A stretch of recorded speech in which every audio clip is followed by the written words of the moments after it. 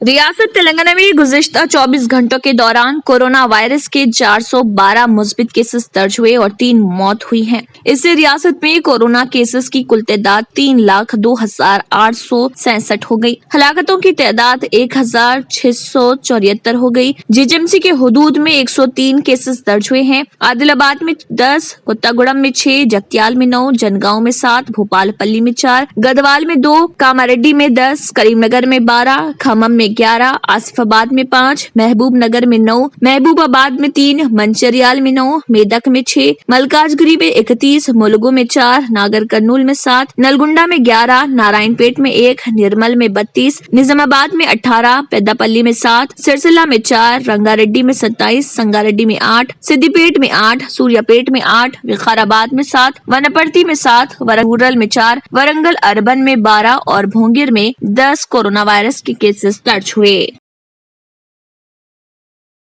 अगर आपने हमारे चैनल को अभी तक सब्सक्राइब नहीं किया है तो यहाँ पर रेड कलर का सब्सक्राइब बटन दिख रहा है, उसे क्लिक करें और हमारे चैनल को सब्सक्राइब कीजिए और साथ ही साथ बेल आइकन को भी क्लिक कीजिए, जिससे आपको ताज़ा अपडेट मिलती रहे।